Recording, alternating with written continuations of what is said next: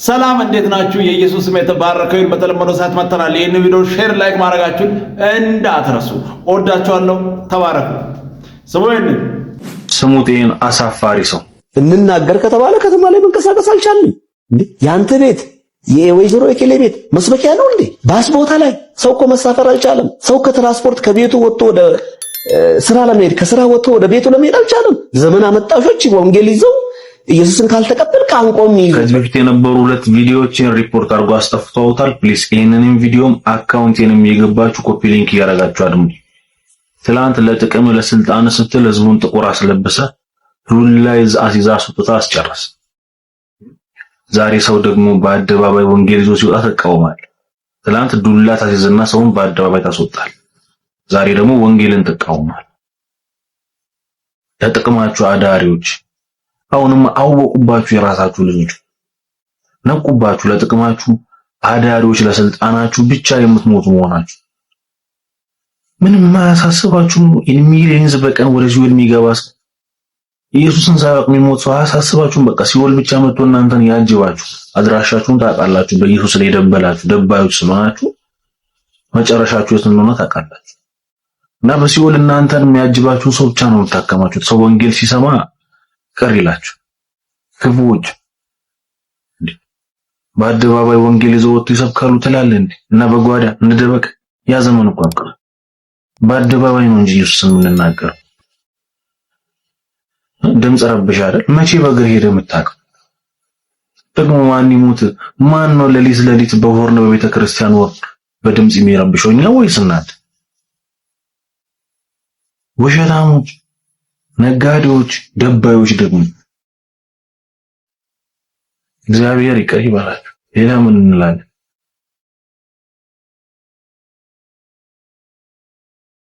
የሚያሳዝነኝ የሚሰማችሁ ነገሩን ተነቀ የተቃወሟችሁ ነው ወጥቶ አየን እኮ ሰሙት። ፕሊስ ይሄንን ቪዲዮ በደንብ ኮፒ ሊንክ አድርጋችሁ እንዲያዩት ፈልጋለሁ። ኦርቶዶክሳውያን በደንብ እንዲያዩት። ደባዮች ናቸው። መጽሐፍቶች ላይ ደበሉ፣ ወንጌል ላይ ደበሉ። ለጥቅማቸው ለዝክር ሲል ደግሞ በካላንደር ሰውን ስራ አስፈተተ ቤት ቁጭ አርጋ ከስራ ደክሞት ሲገባ ብለት እናገራለን እንዴ? መቼ ነው ወሩን ሙሉ ሰው ቤቱ አይደል እንዴ? አሳፋሪዎች እግዚአብሔር ይቅር ይበላችሁ። ሌላ ምን እንላለን? ማለት ትውልድ ከክርስቶስ ውጪ ሆኖ እንዲኖር እንዴት እንደሚፈለግ ሳስበው በጣም ያሳዝነኛል። ይሄንን ኢየሱስ ክርስቶስን እንዲያውቁ አይፈለግም። ለምን እንደሆነ አይታወቅም። ምክንያቱም የተጨመረ ነገር ሁሉ ይነሳል። ሰው ኢየሱስን ካወቀ በኢየሱስ ላይ የተደረበ ነገር ሁሉ ይነሳል። ያንን ስላወቁ መዋሸት፣ ሰው ወደ ኢየሱስ እንዳይመጣ መከልከል። በየአደባባዩ በስፒከር እንትን የሚሉ ሰዎች አሉ እኮ ብዙዎች አሉ። የመድኃኒት አለ የእንትን አለ። ስፒከር የሚናገር ሰው እያለ ሰው በራሱ ድምፅ ኢየሱስ ያድናል ስል ይረብሻል። እናንተ ጴንጤዎችን ስለምትጠሉ ብቻ ኢየሱስን ትውልድ እንዳያውቅ አድርጋችሁ አስቀመጣችሁ። የሰው ደግሞ ህይወት ያለ ኢየሱስ ጨለማ ነው። ይሄ እንኳን አያሳስባችሁ። ጴንጤን ስለምትጠሉ ብቻ ትውልድ ጌታ ኢየሱስን እንዳይቀበል እንዲጠላ ነው ያደረጋችሁ። በየቀኑ እውነትም ወደ ሲኦል የሚገባ ሰው አያሳዝናችሁ? አረ ህይወት ኢየሱስ ነው። ከሱ ውጪ መንገድ የለም። ይሄንን ስም እንስበክ። ከሱ ውጪ ለትውልድ መፍትሄ የሚሆን የለም ወገኔ። ኢየሱስ ከሌለ ህይወት የለም። ባዶ ነው። ወደ ሞት እየሄድክ ነው። ና ወደ ኢየሱስ። ከሱ ውጪ መንገድ የለም። ምንም ማድረግ አይቻልም። ብቻውን ያድናል። ጎም ነው የሚጠባው፣ አድጎም ነው የሚጠባው፣ አድጎም ነው የሚታቀፈው። ለምሳሌ ይኸውልህ እንደዚህ ይላል ጌታችን ኢየሱስ ክርስቶስም የዚህን ከሃዲ ሰው ለዘላለም ኃጢአቱን ይቅር አልለውም አላት። ከመላእክት ጋር ክዶኛል፣ ክርስትናውን ጥምቀቱን ንቆ ክዷል። ይህንንም በሰማች ጊዜ ልብሷንም ቀዳ ስለኔ ብለህ ይቅር ካላልከው ብላ ጡቶቿን አውጥታ ቆርጬ እጥላቸዋለሁ፣ ፊቶቿንም ሰነጥቃለሁ አለች። ይሄ ቀጥሎ ቁጥር 27 ላይ ያለው ነው። ጌታችንም ያደረገችውን ባየ ጊዜ ከዙፋኑ ላይ ወርዶ በደረቷ ላይ ተቀምጦ ታቅፎ ሳማት ይላል። ደረት ላይ የሚቀመጥ ነው ዛሬም። አንዳንዴ ያስቃል። አልቻለም እኮ ኢየሱስ ያደዳል። ስሙ ደግማችሁ እቺን ቦታ ደግማችሁ ስሙ። ጥታ ቆርጬ እጥላቸዋለሁ፣ ፊቶቿንም ሰነጥቃለሁ አለች። ይሄ ቀጥሎ ቁጥር 27 ላይ ያለው ነው። ጌታችንም ያደረገችውን ባየ ጊዜ ከዙፋኑ ላይ ወርዶ በደረቷ ላይ ተቀምጦ ታቅፎ ሳማት ይላል። ደረት ላይ የሚቀመጥ ነው ዛሬም። ጌታችን ግን እንደምታውቀው ዮኒ ሲጠመቅ በ30 ዓመቱ ነው በዮርዳኖስ የተጠመቀው። ስትወልደው እንደማንኛውም ሕፃን አስተዳደግ ስላደገ ወልደዋለች። አዎ በጥበብና በእውቀት በሞገስ በሰውና በእግዚአብሔር ፊት ያድግ ነበረ። ምንም ጥርጥር የለውም። ጣጥብተዋለች ብሎ የሚል ቃል በቃል መጽሐፍ ቅዱስ ላይ የተጻፈ ባይኖርም እንደማንኛውም ሕፃን ጠብቶ እንዳደገ ምንም ጥርጥር የለም። አቅፈዋለች፣ በጨርቅ በመጠቅለያ ጠቅልለዋለች፣ አዝለዋለች። ምንም ጥርጥር የለም። ይሄ ሁሉ መጽሐፍ አይጠበቅበትም። አንድ እናት ለልጇ የምታደርገውን እንክብካቤ ሁሉ የጌታዬ እናት የምንወዳት ማርያም አይሁዳዊቷ እናት አድርጋለታለች ለጌታ። ኦኬ በ30 ዓመቱ እንኳን ራሱ በዮርዳኖስ ሲጠመቅ የ30 ዓመት ጎረምሳ አይሁዳዊ ሰው ሆኖ ነው። የዛን ሰዓት እንኳን በደረቷ ላይ ልታቅፈው አትችልም። ደረቷ ላይ ሊቀመጥ አይችልም። ያው ተቀመጠ ነው የሚለው። ያው ደረቷ ላይ ተቀምጦ ታቅፎ ሳማት። ማነው ታቅፎ ሳማት? ምንድነው እየተደረገ ያለው? አሁንም ኢየሱስ በሰማያት ሆኖ ጡት የሚጠባ አሁንም ኢየሱስ በሰማያት ሆኖ ሕፃን የሆነ ኢየሱስ ነው በኢትዮጵያ ኦርቶዶክስ ተዋሕዶ ቤተክርስቲያን ላይ በመጽሐፍቶቿ የሚጻፈው። በጣም ማዝነው ወነበረ በየማነ አቡሁ ብላ የምትል ቤተክርስቲያን እንደዚህ አይነትን ነውረኛ ነገርም ደግሞ ጽፎ ተገኝታለች ማለት ነው። እና ጡት ይጠባል፣ ለሌሎቹም ያጠባል። ለነመባህ ጽዮን ያጠባል፣ ለሌሎቹም ይጠባሉ። የማርያምን ጡት በዚህ መጽሐፍት ላይ ጌታን ያሳዝናልም ያስቃልም። ምንም ማድረግ አይቻልም። ጉድ ነው። ይሄንን ትውልድ ይወቅ። ከሱ ውጭ መንገድ የለም። ተረት ገዳይ ነው። ምንም ማድረግ አይቻልም። ኢየሱስ ብቻውን ያድናል። ኑ ወደ ኢየሱስ ስሙ። ይንንም በጣም የሚገርሙ የሆነ ሰዓት ላይ ኦርቶዶክስን ጠጪ ሰካራም ለማስባል ብዙ ርቀት ሄዱ። ቀጥታ አመጣንና በምድራችን ላይ ታዋቂ አረቄ የሚጠመቀው የፕሮቴስታንት ቸርች ውስጥ እንደሆነ አሳየናቸው። ከፍተን ምድራችን ላይ አረቄ በመጠጣት ቁጥር 1 ጴንጤ እንደሆነ አሳየናቸው። ቁጥር 1 ይሄው እንደው እኔ ቪዲዮውን ሁሉ አውርጄዋለሁ። ቆይ እዚህ ስልክ ላይ ካለ ምንድነው? መስቀል ነው እሱ? አዎ መስቀል ነው። ስንት ሜትር ይሆናል? መስቀል እኮ ሜትር አይወስድም። አይከብድም። ከማቲያስ አልበለጠም ግን ኖ አይከብድም። መስቀል አይከብድም። ባርኪ መችሽ። ለማንኛውም የማቲያስ የጳውሎስና የማቲያስን እሱ ላይ ያክልም ብዬ ነው። ማንንም አልፈራም፣ እለጠልጣለሁ። የጠርሙስ ፖለቲካ አጀንዳ ነው። ከመቼ ወዲህ ነው ኦርቶዶክስ ከአረቄና ከቢራ ተላቀምቶ የምታውቀው? ኦርቶዶክሳውያን ከአረቄ ተላቀው የሚያውቁ? ከመቼ ወዲህ ነው ኦርቶዶክሳውያን ከቢራ ተላቀው የሚያውቁ? ከመቼ ወዲህ ነው ኦርቶዶክሳውያን?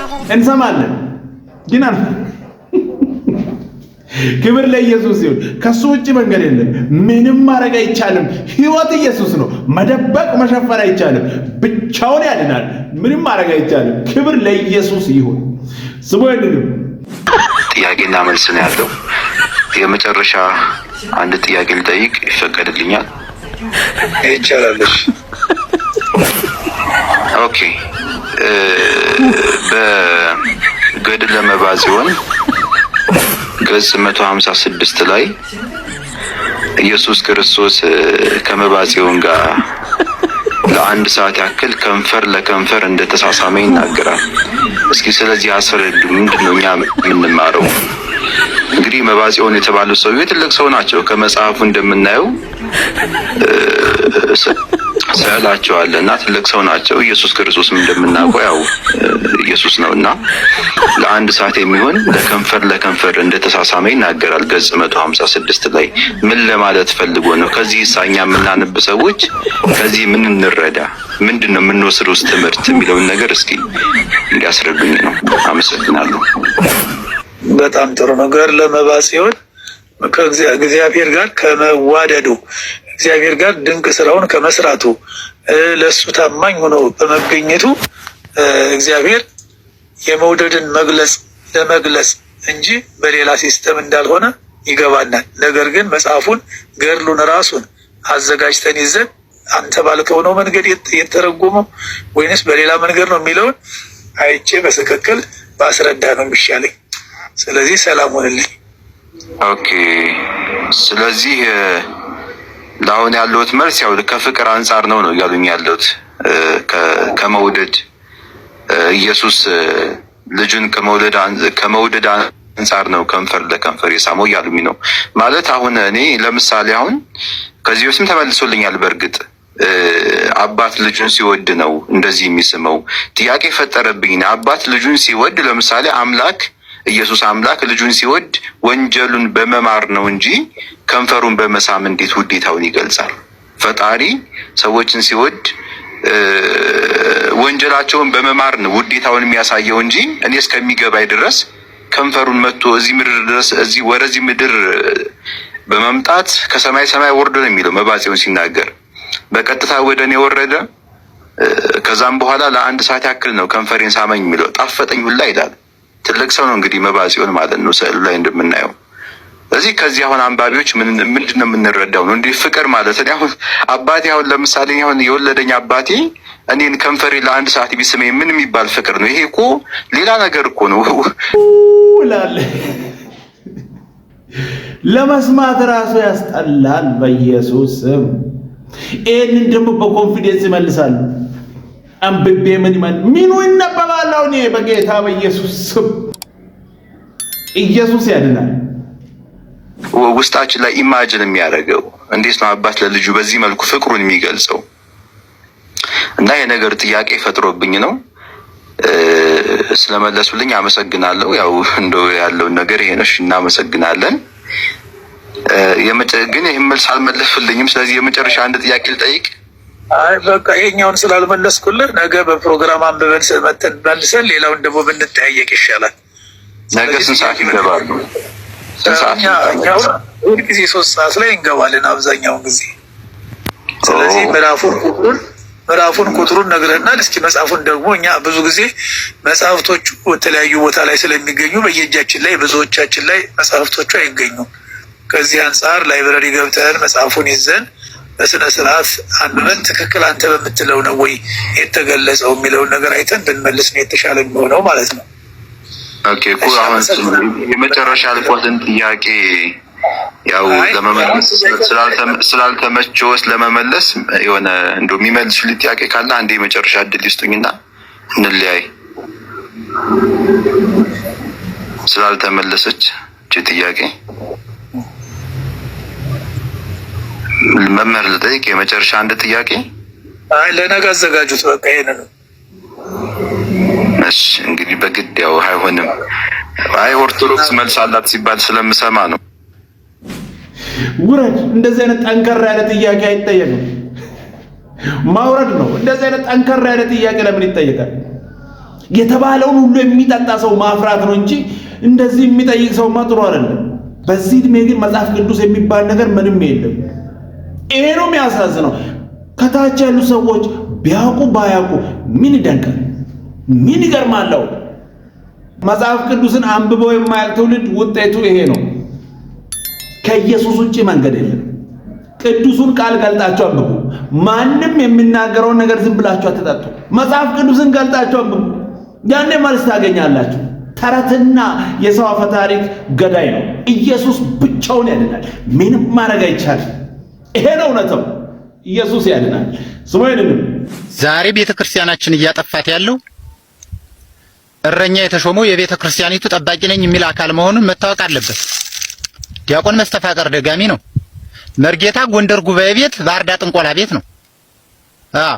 ጎንደር ጉባኤ ቤት ከፍቶ ባህር ዳር ጥንቆላ ቤት ከፍቶ ህዝቡን እያሳበደ ነው። ማን? መርጌታ። በጥንቆላ ተፈቷል። ምዕመኑ አይምሮውን አጥቷል። ሁሉን ነገር አጥቷል። ገንዘቡን አጥቷል። ከሀገሩ ተሰድዷል። የቤተ ክርስቲያኒቱ አማኞች እንዳያስቡ፣ እንዳይሰሩ፣ እንዳይኖሩ ተደርገዋል በጥንቆላ። ዛሬ መርጌታ ጠልሰም ጠልሳሚ፣ ጋኔን ሳቢ፣ የአቃቤ ርዕስ፣ የድጓ፣ የቅኔ እየተባለ አስማትን ጋኔንን ተሸክመው የሚዞሩ እህቶቻችን ማን ነው እያሳበዳቸው ያለ? በመስተፋቅር ዲያቆን። የሚቀድስስ ማን ነው? ዲያቆን። ጠልሰም ጠልሳሚ ነው። ዛሬ በንቅሳትና በቀለበት ምን ተሸክመው እንደሚዞሩ የቤተ ክርስቲያኑ አገልጋዮች ምዕመኑ ሊያውቀው ይገባል። ምዕመኑን በጸበልና በሆስፒታል አሰደው ጨርሶታል። ኢየሱስ ያድናል። ከዚህ ሁሉ ትብታብ ነፃ ያወጣል። ብቻውን በቂ ነው። ምንም ማድረግ አይቻልም። ኑ ወደ ኢየሱስ። ብርሃን እሱ ነው። ምንም ማድረግ አይቻልም። ስሙ ይንንም ኧረ ያሳፍራል በጣም መስማው መንፈስ ቅዱስ። የጥሉ ግድግዳ የፈረሰው የላየን መጋረጃ የተቀደደው በድንግል ማርያም አያምነው። እውነት ነው። ይሄ ያሳፍራል፣ ያስለቅሳል። አቤት ተረት! ኢየሱስ ያድናል፣ ምንም ማድረግ አይቻልም፣ ብቻውን ሕይወት ይሰጣል። ተረት ግን ገዳይ ነው።